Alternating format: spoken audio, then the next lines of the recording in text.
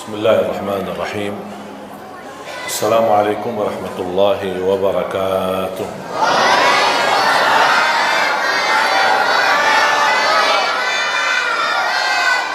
الحمد لله رب العالمين. أشهد أن لا إله إلا الله وحده لا شريك له ولي الصالحين، وأشهد أن سيدنا ونبينا محمدا عبده ورسوله الصادق الأمين. اللهم صل وسلم وبارك على سيدنا محمد وعلى آله وصحبه ومن تبعهم بإحسان إلى يوم الدين. سبحانك لا علم لنا إلا ما علمتنا إنك أنت العليم الحكيم. Para alim ulama, para kiai, para asatiz, para pembina Masjid Al-Huda dan juga pengurus dan seluruh keluarga besar DKM Masjid Al-Huda, semoga semua diberkahi Allah Subhanahu wa taala. Mohon maaf tidak disebutkan satu persatu, bapak-bapak, ibu-ibu, adik-adik, semua yang hadir, mudah-mudahan semua dimuliakan dan diberkahi Allah Subhanahu wa taala. Alhamdulillah, salah satu nikmat yang agung adalah nikmat umur. Tapi umur ini bisa merupakan jalan menuju surga, bisa juga nikmat itu kebalik menjadi bala, menuju ke neraka. Kenapa kok bisa nikmat umur bisa juga kebalik menjadi nikmah, bala? Tergantung isinya. Karena di hari kiamat Allah tidak akan tanya berapa usiamu, tetapi apa isi usiamu. Rasulullah sallallahu alaihi wasallam bersabda, "Ni'mal 'abdu salih man ta'ala 'umruhu wa hasuna 'amaluhu." Sebaik-baik hamba Allah yang salih, yang panjang usianya, baik pula amalannya. Berarti dia maksimal memanfaatkan nikmat umur karena dia tahu ini anugerah dari Allah, dia tidak mau salah guna. Satu hari lewat tidak bisa dikembalikan. Banyak hal yang kita rugikan tetapi masih bisa kita kembalikan. Saat kita sakit, kita berobat, insya Allah kembali sehat. Kita rugi usaha, kita bisa bangkit dengan usaha lagi, berbisnis lagi, berdagang lagi.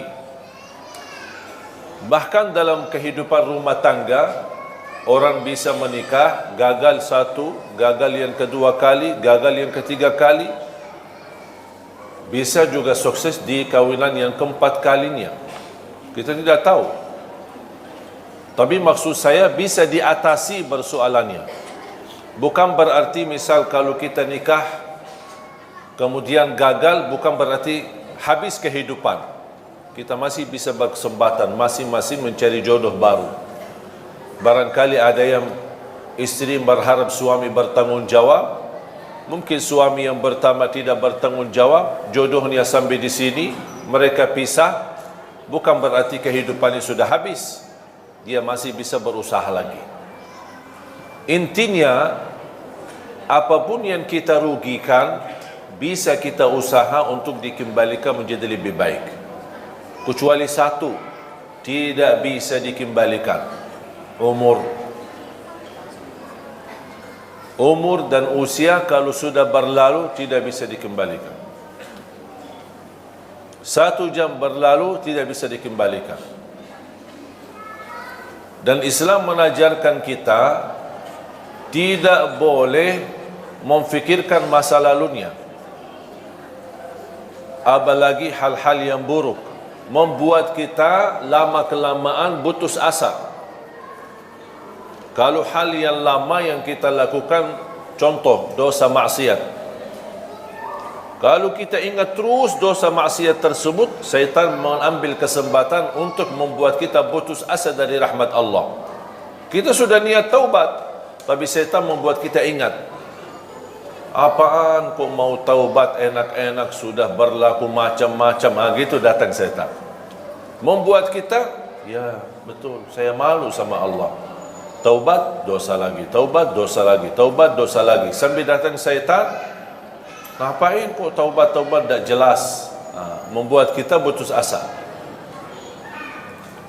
Padahal Allah sudah menjaminkan diampuni dosa selama kita selalu bertaubat. Allah tidak bosan mengampuni dosa selama kita tidak bosan bertaubat. Seberapapun dosa kita pasti diampuni, syaratnya taubat. Dosa lagi, ya taubat lagi. Dosa lagi, taubat lagi. Kalau syaitan berhasil menggoda kita untuk berlaku dosa, jangan membuat rahmat Allah tidak berhasil membuat kita taubat. Karena rahmat Allah sangat luas. Sampai Allah berfirman di hadis yang qudsi, ya ibna Adam, law balagha dhunubuka anana as-sama' thumma laqitani thumma astaghfartani laghafartu laka ala ma kana minka wala ubali.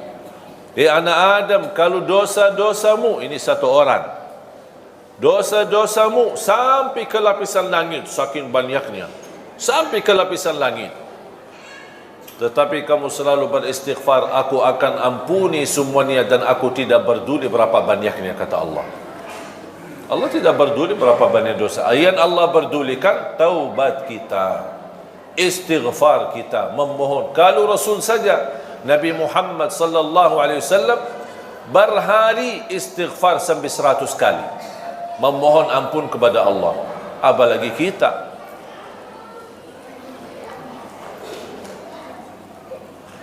Hal-hal nikmat yang sudah berlalu kita tidak boleh kita lupakan. Pasti kita ingat. Bahkan kalau kita hitungkan dalam usia kita, mana yang lebih banyak kita hadapi, nikmat atau bala? Pasti lebih banyak nikmat. Tapi kenapa yang difokuskan hanya bala? Sampai kita merasa aku tidak dapat apa-apa. Justru kalau kita membandingkan keadaan kita dengan orang lain, kita bersyukur, alhamdulillah keadaan kita masih lebih baik. Biarpun kita menghadapi berbagai macam ujian. Apalagi bala dan musibah kematian keluarga. Wajar kalau kita manusia sedih atas wafatnya orang tua, atas wafatnya kakek nenek kita, atas wafatnya suami kita, atas wafatnya istri kita, anak kita. Wajar kita sedih. Ya, manusia punya perasaan. Tapi yang tidak wajar berlebihan sampai terbawa kepikiran. Sudah 40 hari, sudah 100 hari, sudah berbulan-bulan, sudah bertahun-tahun orangnya sudah meninggal dunia, tapi orang ini masih sedih. Itu yang tidak diizinkan oleh agama. Karena kesedihan ini membuat terganggu hubungan kita sama Allah. Islam mengizinkan kita boleh sedih, tapi ada batas kesedihan. Selepas itu beraktivitas kembali. Kita semua bakal mati. Semua kita akan mati. Yang berguna bukan kesedihan kita terhadap orang yang kita sayangi yang sudah wafat, tetapi doa kita yang berguna. Doakan. Doakan. Saya pernah diundang acara takziah, tahlilan. Kemudian ada sambutan sebelum masuk ke acara inti. Ada sambutan A, sambutan B. Ini termasuk acara yang paling cepat. Sambutannya cuma sebentar dan satu orang. Baik, yang lain acara sambutannya panjang lebar. Sambil mungkin satu kampung sambutan, baru saya ceramah.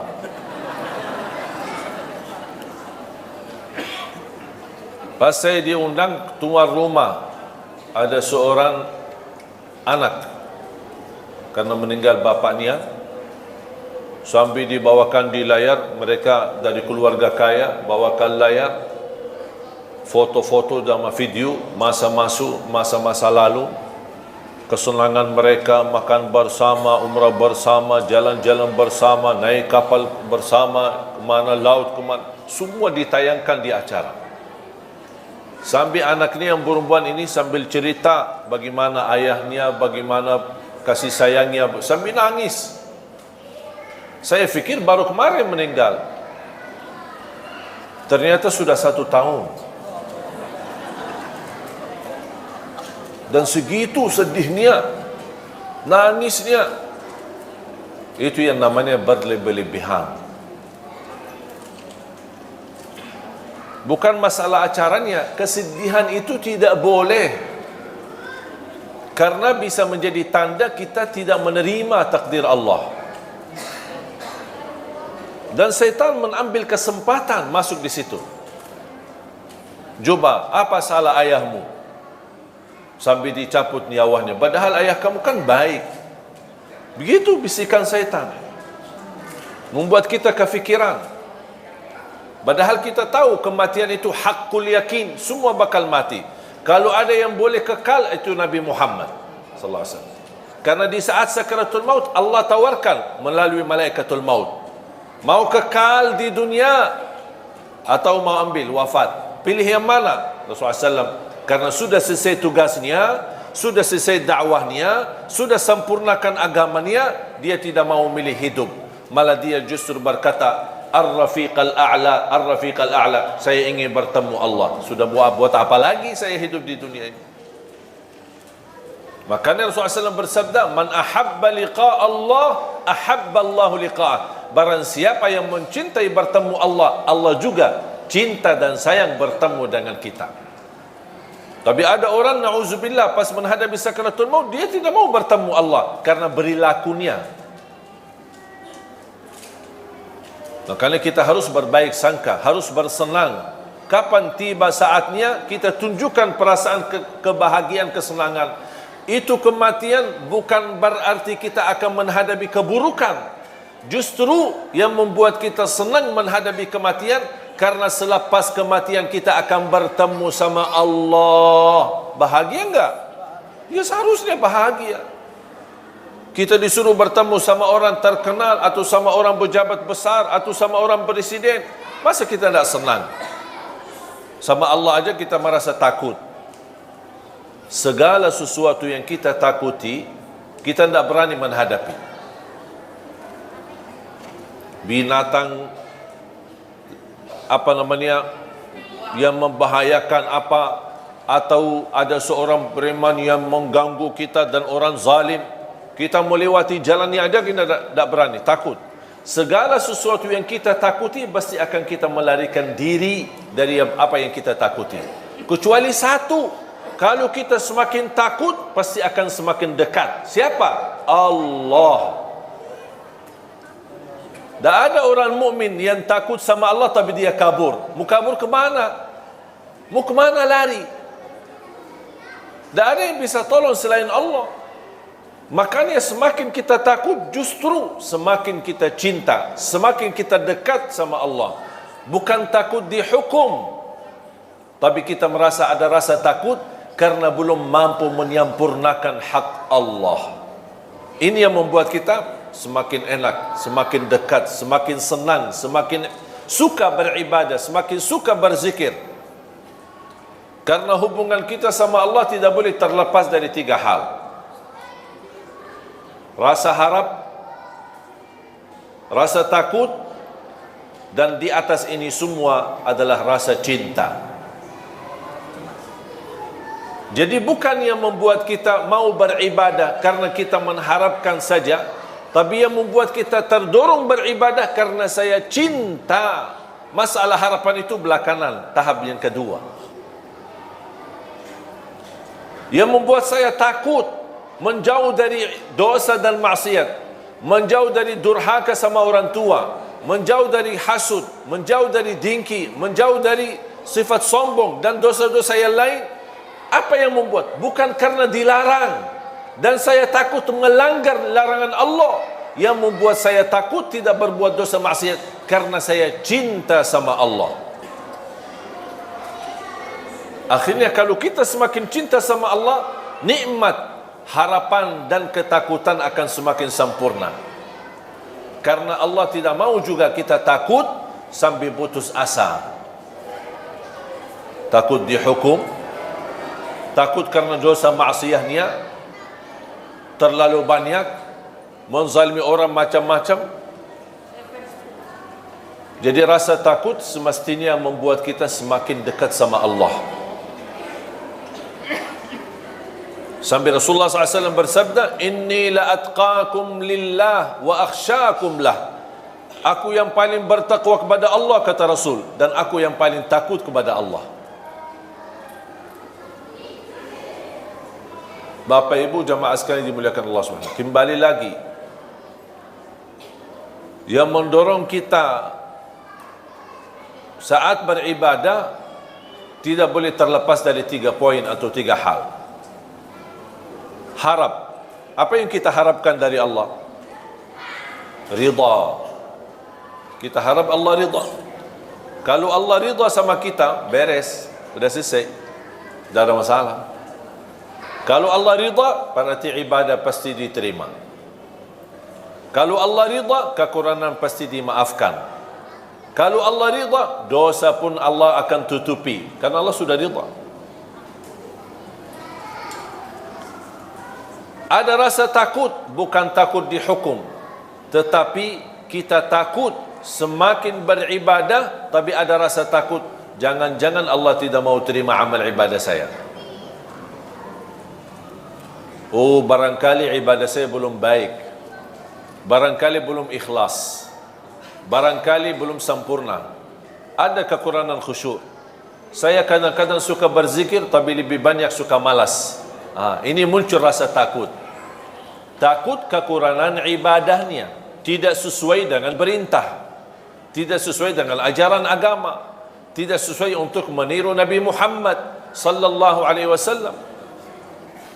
Dan rasa takut itu akan mendorong kita akan semakin lebih baik. Kalau saya salat asar atau saya salat zuhur, kayaknya belum sempurna ya, masih ada kekurangan, insya-Allah saya salat sunnah ba'diyah. Karena tugas salat sunnah qabliyah ba'diyah menutupi kekurangan salat wajibnya. Belum sempurna sunnah qabliyah ba'diyah, udah saya tambah lagi salat duha, saya tambah lagi sunnah wudu, saya tambah lagi salat tasbih, saya tambah lagi salat hajat. Belum lagi, masih ada kekurangan, saya tambah lagi salat tahajud, walaupun 2 rakaat, tutup witir, tidak harus 8 rakaat, tidak harus 10, tidak harus 20. Boleh enggak saya salat tahajud cuma 2 rakaat? Ya boleh. Witir langsung ditutupi witir. Jadi tahajud itu tidak semestinya jumlah yang banyak. Boleh enggak kita salat malam tapi belum tidur? Ada orang tanya, aku mau salat malam tapi aja sudah jam 1 saya belum tidur. Asik lagi ngobrol sama suaminya, lagi mesra-mesra, senang-senang, atau lagi membahas diskusi soal anak, sampai kelewat waktunya, sampai jam 12, jam 1. Kalau tidur jam 1 takut ketiduran, bangun salat subuh, belum salat tahajud. Boleh enggak saya salat malam sebelum tidur? Ya boleh, daripada sia-sia. Ada orang berkata harus tidur walaupun sebentar. Maksudnya sebentar. Sampai saya pernah baca di salah satu komen, dia bilang wajib tidur sebelum salat malam, walaupun hanya tutup mata sebentar terus buka lagi. Itu bukan namanya tidur. La yukallifullahu nafsan illa usaha. Tidak ada ajaran yang membebani kita. Ibu-ibu, bapa-bapa yang sudah biasa tidur dan bangun tahajud, teruskan. Itu lebih baik. Tapi yang belum terbiasa, malas-malasan, suka tidur dan ketiduran, syukur-syukur bangun subuh, daripada tidak salat witir dan salat malam, tertulis nama kita menjadi ahli tahajud, mendingan kita salat baru tidur. Ada orang bertanya, gimana kalau saya salat malam, tutup witir, kemudian saya tidur, tiba-tiba saya bangun, Saya lihat jam, masih ada 40 minit belum azan subuh. Boleh enggak saya tahajud lagi? Boleh, tapi tidak boleh witir lagi. Karena Rasulullah SAW tidak mengizinkan 2 kali witir dalam satu malam. Tidak boleh 2 kali witir dalam satu malam. Faham, Bu? Alhamdulillah, Islam mudah. Kalau ada, selalu ada harap. Apa yang kita harapkan? Ridha Allah. Di bawah ridha Allah pasti surga. Masa ada orang-orang beribadah tapi tidak mengharap surga? Terus maunya apa? Mau neraka. Harap surga dan takut neraka. Tapi lebih daripada harap surga dan takut neraka, yang membuat kita mau mencintai Allah, mau beribadah kepada adalah rasa cinta. Itu yang paling tinggi. Contoh, ibaratnya seperti burung. Kira-kira burung tanpa kepala bisa terbang enggak? Burung dengan kepala tapi tidak ada sayap bisa terbang enggak? Itu orang mukmin. Kepala adalah cinta, 2 sayap harap dan takut. Harus 3-tiganya ada supaya hubungan kita sama Allah semakin baik, bisa terbang. Tapi kalau kepala ada cinta sama Allah, ada orang cinta tapi ibadahnya tidak jalan, tidak ada harap, tidak ada takut, tidak ada perasaan sama sekali, tidak bisa jalan. Sampai ada orang berkata, aku tidak, kalau Allah takdirkan saya masuk neraka, ya tidak apa-apa, saya ikhlas kok. Masa begitu doanya? Ya Allah, saya kalau tidak diizinkan masuk surga, ya tidak apa-apa. Itu namanya orang beribadah tapi tidak ada harapan. Tidak mau harap ridha, tidak harap surga, tidak takut neraka, ya tidak apa-apa. Itu tidak bisa. Cinta ada, rasa harapan ada, dan juga takut ada. Takut amalan ibadahnya ditolak, takut tidak diterima, takut tidak sempurna, takut sia-sia. Iman ada yang amalannya sia-sia, ada. Sampai Allah ceritakan dalam Al-Quran, alladzina dhalla sa'yuhum fil hayatid dunya wa hum yahsabuna annahum yuhsinuna sun'a. Mereka yang merugi adalah yang datang di hari kiamat. Dia merasa dirinya telah berbuat banyak kebaikan, tapi kenyataannya di hari kiamat merugi semuanya karena mereka tidak ikhlas lillahi ta'ala. Sia-sia. Kalau orang mukmin, dia takut amalannya jadi sia-sia. Dia takut amalannya menjadi riya. Berarti ada sifat takut. Jadi kembali lagi ingat, seperti burung, kepalanya adalah cinta, rasa cinta. 2 sayap harapan dan takut sama Allah Subhanahu wa ta'ala. Sama seperti ada orang bekerja, apa yang diharapkan? Upah. Masa dia mau bekerja, ya terserah bos, kalau mau kasih gaji boleh, tidak mau kasih tidak apa-apa. Ada yang mau enggak gitu?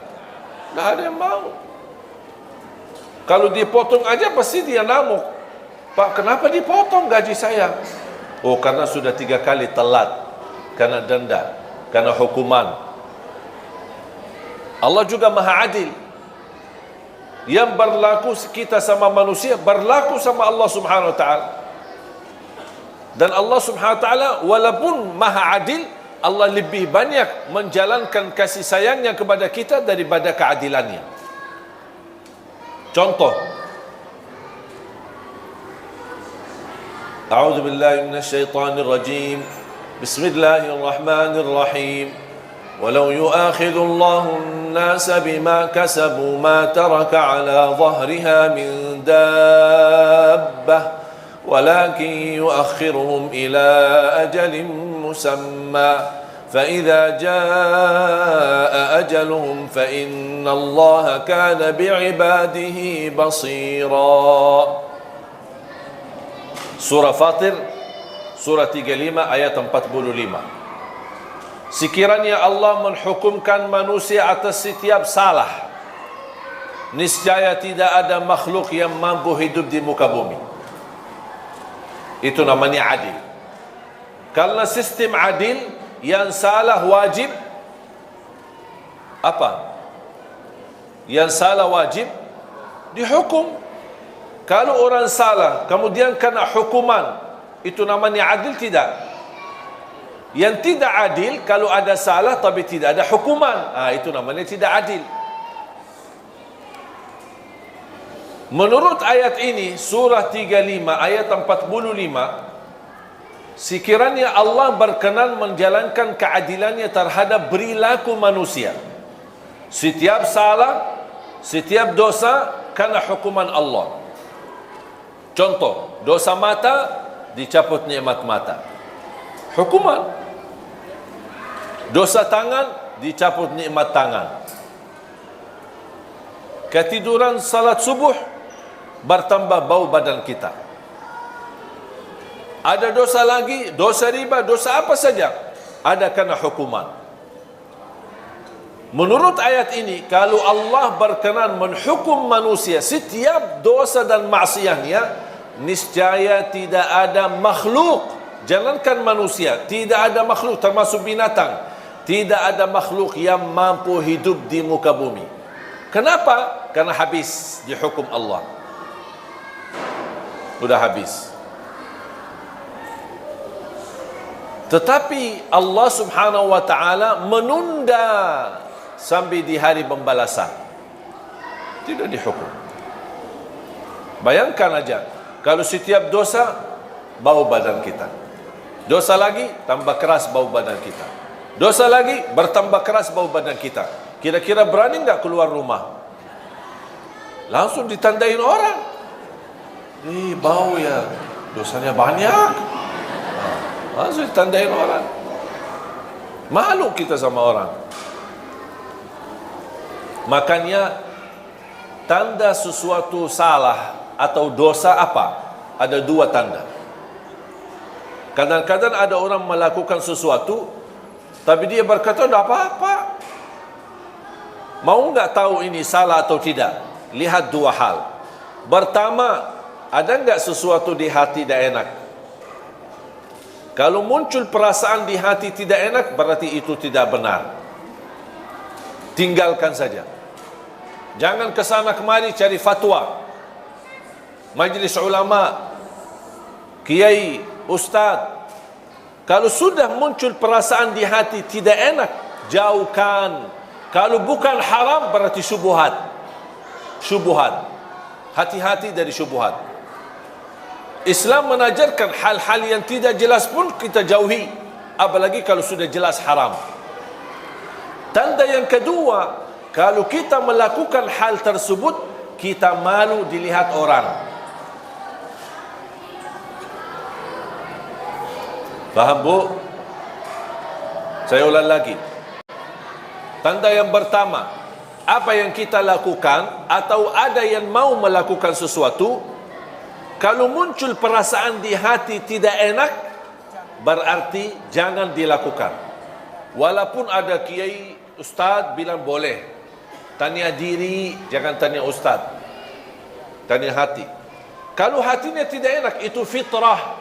Tidak mungkin Allah memberikan hati tidak enak kalau sesuatu yang boleh. Kalau sesuatu boleh dalam pandangan agama, pasti hati enak. Kalau sesuatu yang tidak boleh, walaupun kita belum faham karena masih bodoh agama, tapi muncul perasaan tidak enak, berarti sudah cukup menjadi tanda Anda jauhi. Cukup. Walaupun hal itu tidak haram 100% atau tidak jelas haramnya, kalau muncul perasaan tidak enak, itu tanda kalau tidak haram berarti syubhat. Syubhat artinya belum jelas. Islam mengajarkan kalau belum jelas, mendingan tidak usah daripada salah. Tanda yang kedua, kalau kita lakukan muncul perasaan, kalau ayah saya tahu, malu. Berarti tidak benar itu. Kalau guru saya tahu, pasti marah. Berarti tidak benar. Berarti kalau ada tanda malu dilihat sama orang atau ditahu sama orang, berarti ketahuilah yang kita lakukan itu tidak benar, tidak baik. Sudah faham? Dan ini bukan kata saya, itu kata Rasulullah sallallahu alaihi wasallam. Wal ithmu ma haka fi nafsika wa karihta an yattali'a alaihi nas. Dosa dan keburukan adalah yang jengkel di hati, ada perasaan tidak enak, kayak rasa gatal, kefikiran, di mana ya. Itu sudah Rasul kasih tahu. Berarti Rasul mengajarkan kita, tanya hatimu dulu. Tanya hatimu dulu. Hati yang suci, hati yang fitrah, insyaAllah tidak mungkin terima kemungkaran, tidak mungkin terima kebatilan. Kecuali na'udzubillah kalau hatinya munafik, semuanya halal. Bahkan yang haram jadi halal, boleh. Korupsi dia membolehkan, malah bagi uang korupsi untuk haji. Enak. Dia fikir Allah mau terima. Allah maha baik dan Allah tidak terima selain yang baik. Jangan mencuri orang, curi hartanya terus sedekah. Saya suka anak yatim, tapi diambil curian orang. Nah, Allah tidak bakal terima. Allah terima yang halal. Dari mana dan kemana?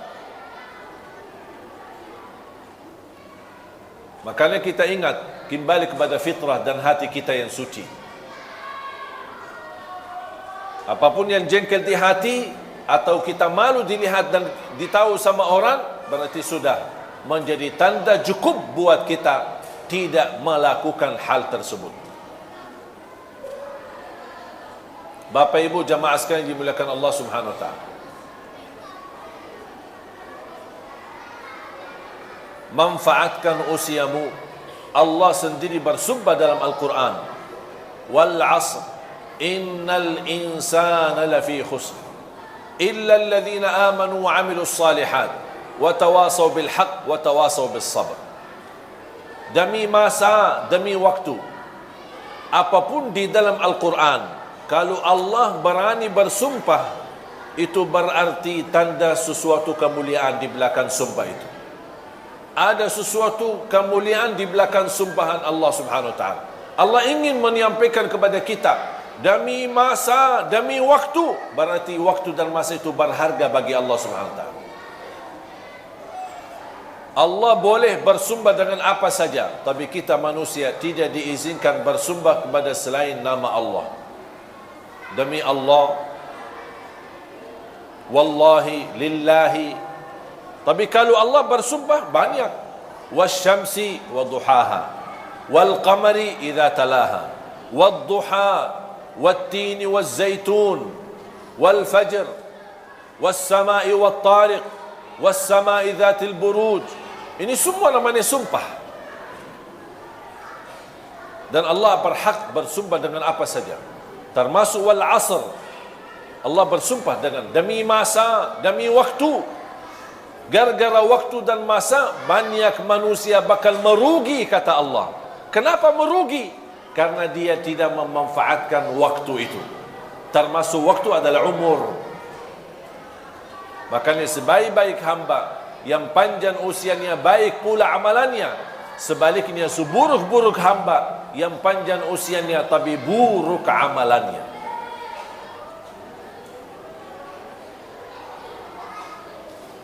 Jangan sampai menjadi orang yang merugi. Masih diberikan apa lagi nikmat sehat. Manfaatkan nikmat sehatmu sebelum kesakitanmu. Jangan kita hanya kenal Allah pas saat sakit. Sudah sakit, tidak akan maksimal. Dulu masih sehat, tapi tidak salat. Pas begitu sakit, tidak bisa berdiri, terpaksa salat duduk. Makanya di dalam keadaan duduk, pasti pahalanya tidak sempurna. Siapa yang diberikan kesempurnaan pahala ketika dia sakit? Kalau dia di masa sehat, tetap masih beribadah. Ketika dia sakit, Allah tidak akan menurani kesempurnaan pahalanya. Karena dia di masa sehat, tetap jaga ibadah. Beda sama yang dikurangi pahalanya Di masa sihat dia tidak beribadah, pasti masa sakit dia ingat sama Allah. Allah tidak akan sempurnakan pahalanya. Makanya Rasulullah SAW mengingatkan, manfaatkan usia kuatmu di saat kuat, masih muda, sebelum kelemahanmu di saat lemah, sudah tidak kuat. Manfaatkan usia mudahmu sebelum usia tuamu. Manfaatkan kekayaanmu sebelum kemiskinanmu. Manfaatkan usia kesihatanmu sebelum kesakitanmu. Manfaatkan kehidupanmu sebelum menghadapi kematianmu. Ini Rasul mengajarkan, manfaatkan. Pasti orang yang lagi sihat beda sama orang yang sakit.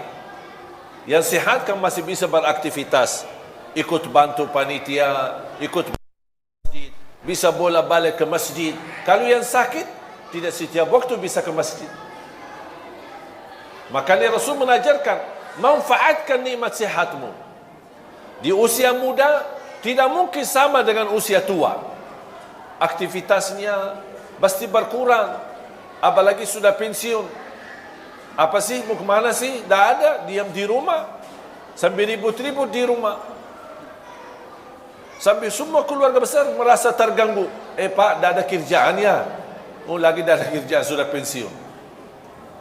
Matiin TV, hidupin TV, matiin AC, hidupin AC. Mau kemana? Dari mana? Sudah dah ada kerjaan lagi. Dah ada kerjaan. Beda sama orang yang ada kesibukan dalam kebaikan. Saat kita ada harta, jangan lupa kita sisahkan rezeki buat nafkah, infak, sedekah, kebaikan. Kenapa? Karena bisa nanti satu saat kita miskin, tidak berkesempatan. Makanya Islam mengajarkan, di saat masih ada, manfaatkan di ketika ada untuk di jalan Allah Subhanahu wa taala. Supaya Allah ganti. Kalau tidak dapat diganti di dunia, dijamin akan diganti berlipat ganda di akhirat, sampai 700 kali lipat. Dan selalu saya berkata, isilah tabungan rekening akhirat sebelum tabungan rekening dunia. Kalau tabungan rekening dunia yang kita fokuskan untuk isi, besok kita meninggal, kita yang isi, kita yang capek kumpulkan, tapi dimanfaatkan orang lain. Ahli waris. Syukur-syukur kalau ahli waris salih-salihah, kalau tidak ribut-ribut. Tapi kalau kita isi tabungan akhirat, siapa yang bermanfaat bukan buat ahli waris, tapi manfaatnya buat diri kita. Makanya kata ulama, rizki yang sesungguhnya bukan yang kita simpan, bukan yang kita wariskan kepada ahli waris, tapi rizki yang adalah yang milik kita, yang kita akan bakal ketemu adalah yang kita buatkan di jalan Allah. Yang kita keluarkan di jalan Allah berarti ini buat diri kita, bukan buat siapa-siapa. Sedekah subuh disertai doa. Walaupun ibu-ibu lagi halangan tidak salat, boleh enggak kita tetap jalani sedekah di waktu subuh? Tetap masih boleh. Isi sedekah disertai doa. Contoh, ya Allah, aku mohon dengan berkat sedekah ini, sembuhkan kedua orang tua. Kalau orang tua lagi sakit, orang tua sudah tidak ada, ya Allah, aku mohon dengan berkat sedekah ini, titipkan pahalanya untuk kedua orang tua. Yang sudah lama menikah, belum punya keturunan, ya Allah, aku mohon dengan berkat sedekah ini, mudahkan keturunan dan dahsyat dan kekuatan sedekah subuh. Yang sudah punya keturunan, ya Allah, aku mohon dengan berkat sedekah ini, berilah kepada keturunan kami menjadi penghafal Al-Quran. Lagi melamar kerjaan di mana-mana, kita isi sedekah subuh. Ya Allah, aku mohon berikan kemudahan lamaran kerja bisa diterima. Ya Allah, dengan berkat sedekah ini, mudahkan rizki yang bisa membawa saya ke tanah suci haji dan umrah. Itu namanya sedekah disertai doa. Tapi tolong Bapak Ibu disesuaikan sedekahnya. Jangan sedekahnya koin tapi doanya sampai terbit matahari. Malu sama Allah. Kata malaikat, sedekahnya koin-koin, teng-teng-teng, tapi kok doanya dah habis-habis. Kalau saya usulkan, satu kali sedekah, fokus satu hajat. Begitu tuntas hajatnya, nanti lanjut lagi sedekah untuk hajat yang lain. Wallahi bapa ibu, sedekah subuh dahsyat manfaatnya. Mulai hari ini, ibu, bapa, adik-adik, teman-teman semua sekalian, mulai hari ini masing-masing punya kotak amal sendiri. Suami satu, isteri satu, anak-anak satu masing-masing. Termasuk anak-anak kita, supaya diajarkan dari kecil. Anak bayi kita, ibu yang masukin sedekahnya atas nama si bayi itu. Supaya mereka tertanam dari kecil cinta sedekah, cinta memberi. Karena ini sifat-sifat para nabi, para awliya, para salihin, memberi. Rasul pun tidak punya apa-apa, tapi suka memberi. Makanya isi sedekah termasuk anak-anak kita. Ajarin anak-anak untuk bisa berdoa. Lagi menghadapi ujian, isi sedekah subuh. Ya Allah, mudahkan ujian biar saya lulus. Ajarin. Segala hajatnya sekecil apapun, insya Allah diberikan kemudahan oleh Allah Subhanahu Wa Taala. Ajarin anak-anak kita seperti itu. Ketika sudah isi kotak amal atau botol atau kaleng, langsung sedekahkan dengan segala isinya. Kalau sudah isi, sudah full, tidak bisa isi lagi, sedekahkan. Dan saya nasihatkan, jangan dicoba buka kotak amal tersebut. Jangan dibuka. Saya khawatir kalau dibuka, rubah fikiran. Lumayan ini. Apalagi ada tagihan bulan ini, ada tagihan sana, tagihan sini. Udah. Karena sifat manusia cinta harta. Cinta harta. Biar orang susah payah miskin, tapi cinta tetap harta. Ketika muncul ada pemberian, dia tidak mau. Makanya saya bilang, ketika kotak amal jangan dibuka, tutup mata, serahkan aja. Boleh ke masjid, ke musalla, kepada salah satu pengurus yang kita percaya, atau ke yayasan, ini tolong silahkan bebas digunakan. Sedekah buat tahfizul Quran, bina anak-anak hafiz Quran, apa saja boleh kita sedekahi. Anak yatim, orang miskin, duafa, bisa kita kumpulkan. Sekali lagi, jangan dibuka ya. Setuju? Sudah isi, bismillah, ikhlas lillahi ta'ala. Datang syaitan, buka aja, lihat aja isinya, biar ibu tahu berapa jumlah sedekahnya. Dah usah terima. Dah, maaf syaitan, saya tidak mau. Saya tidak mau tahu. Saya lillahi ta'ala, sekecil apapun, seikhlas apapun, sebanyak apapun, lillahi ta'ala. Dan saya sudah mengajarkan diri saya, lebih baik banyak ikhlas daripada sedikit tidak ikhlas. Setuju? Apaan setuju? Banyak ikhlas daripada biasanya apa? Oh, sedikit ikhlas daripada banyak. Oh, itu 2018. Sekarang 2019. Kita masih semua berubah. Semua kata-kata yang dulu kita ganti. Ganti semuanya. Lebih baik banyak ikhlas daripada sedikit tidak ikhlas. Ini selalu kita niatkan. InsyaAllah akan Allah hantarkan rezeki lebih daripada kecukupan, yang bisa berguna buat diri kita, berguna juga buat umat. Yang terakhir, saya ingatkan ada satu hal yang sangat penting. Ya, silakan Pak Guru.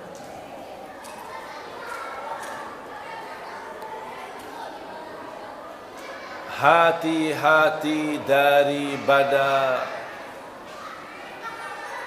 dosa jariah. Hati-hati daripada dosa jariah. Biasanya kita tahu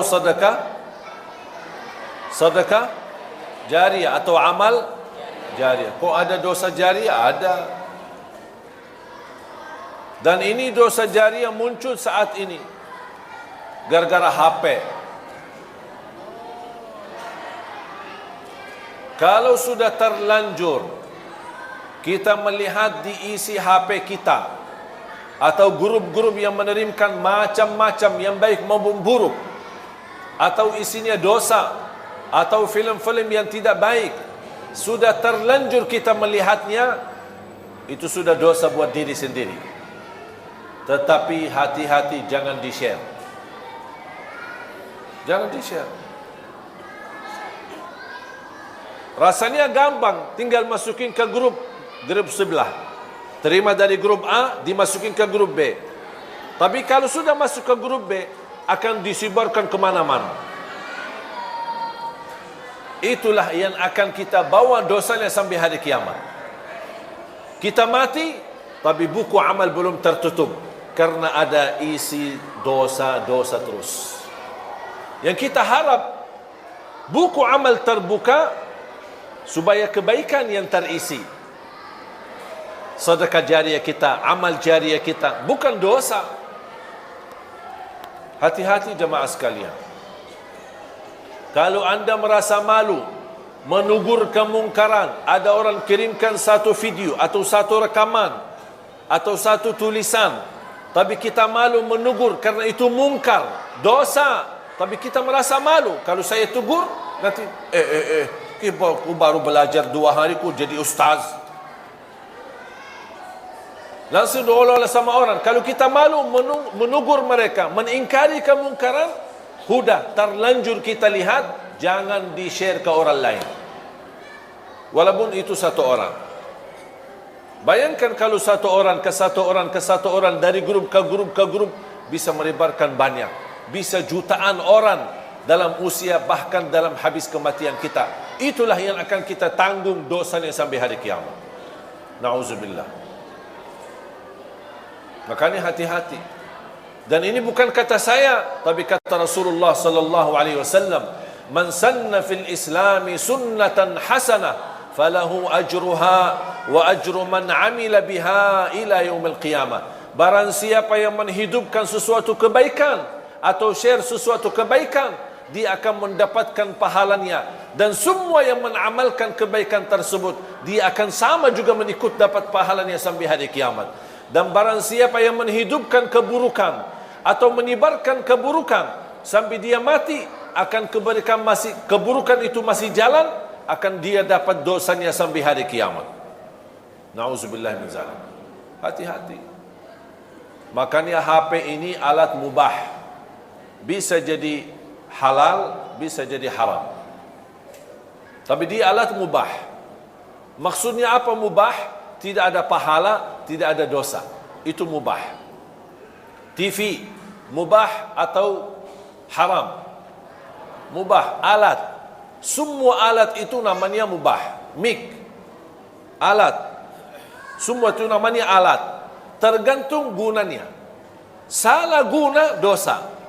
Digunakan dengan baik, pahala. Contoh, HP kita.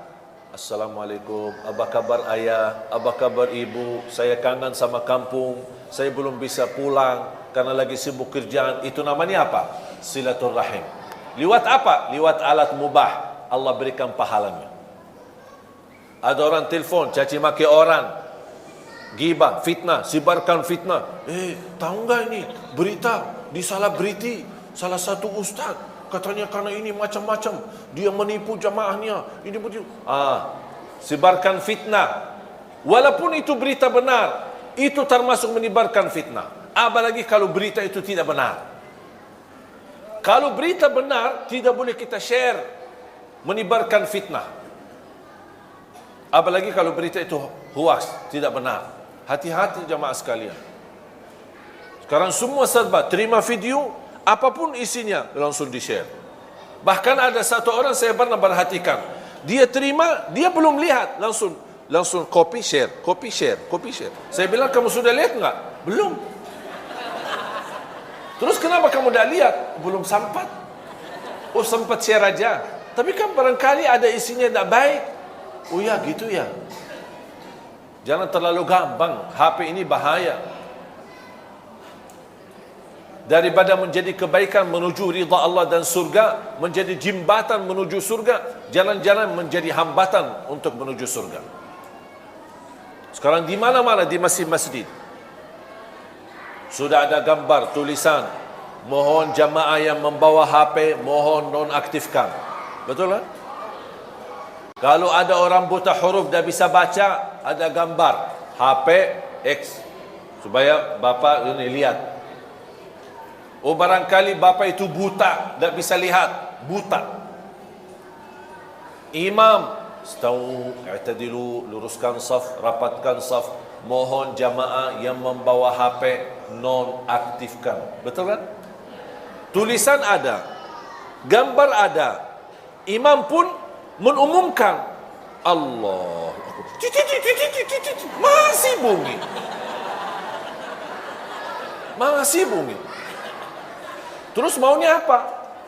Setiap orang masuk masjid diberikan surat masing-masing, tanda tangan berjanjian untuk masuk ke masjid ini mohon nonaktifkan. Biar datang-datang baru silahkan masuk. Maunya seperti itu. Yang lebih parah lagi, kalau anggaplah manusia, mohon maaf, Ustaz, jangan berlebih-lebihan. Kadang kita kan manusia suka lupa. Kadang-kadang walaupun imam sudah mengumumkan, tapi kadang-kadang kefikiran, tidak sadar, saya lagi menghadapi masalah. Ya, saya maafkan. Kita lupa, kefikiran, apapun alasannya. Sudah terlanjur, Allahu Akbar, sudah terlanjur mulai salatnya, lupa nonaktifkan HP-nya atau diselang. Kemudian kita pas begitu salat, ada bunyi HP kita. Kenapa tidak gerakkan tangannya untuk dimatikan HP-nya? Saya pernah salat di salah satu masjid tarawih. Ada sebelah saya orang, imamnya lagi nikmat bacaannya, enak, terharu sekali bacaannya. Di sebelah saya ada orang bunyi HP-nya, lagu India lagi.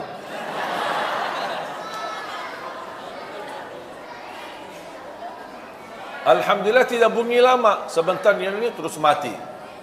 Alhamdulillah. Walaupun hilang kekhusyuan sebentar, tapi bisa kembali lagi fokus untuk menikmati bacaan imam. Bunyi lagi HP-nya, tapi lama sekali. Dan orang yang di sebelah saya diam gini. Kayaknya khusyuk. Itu bukan khusyuk, pura-pura khusyuk. Mati. Pas yang ketiga kali, karena imam itu di salah satu masjid bacaannya panjang, lebih dari satu halaman, satu rakaat. Masih bunyi lagi yang ketiga. Pas yang ketiga saya tidak sabar. Saya langsung begini. Ya ingatkan, barangkali dia tidak sadar, saking khusyuknya dia tidak dengar HP-nya. Itu namanya saking khusyuk. Makanya saya berbaik sangka, oh barangkali khusyuknya luar biasa, sampai HP-nya sendiri dia tidak bisa dengar. Makanya saya ingatkan. Dia tidak ada respon. Kita ruku', sujud, rakaat yang kedua, bunyi lagi HP-nya. Yang aku heran, kok bunyi pas bacaan imam lagi enak. Saya tegur lagi, tidak ada. Akhirnya saya terpaksa, Pak, matiin HP-nya. Saya batal salat. Terus mau gimana? Tadi diganggu kekhusyuan kita lagi berupaya. Salat kita kan lagi mujahadah. Khusyuk, hilang khusyuk. Khusyuk, hilang khusyuk. Khusyuk, hilang khusyuk. Akhirnya saya terpaksa, Pak, matiin HP-nya. Dia kaget. Oh, ini rakaat yang kedua. Pas begitu selesai salat, dia bilang, mohon maaf, saya memang dari tadi dengar, tapi saya dapat satu pelajaran, katanya gerakkan tangannya 3 kali, batal salatnya. Saya bilang, dosa mana yang lebih besar? Gerakkan tangannya 3 kali, matikan HP, atau mengganggu ratusan orang di masjid? Mana yang lebih besar dosanya? Kadang-kadang hukum fikih jangan salah kita fikirkan. tergantung kondisi dan keadaan. Kalau seperti ini, gerakkan tangannya, matikan HP-nya, lanjut salatnya, daripada mengganggu ratusan orang yang lagi nikmati salat khusyuk. Karena orang salah memahami persoalan fikih, tapi akhirnya dia membawa dosa yang lebih besar gara-gara masalah fikih yang kecil. Oleh kerana itu jamaah sekalian, nikmati usiamu.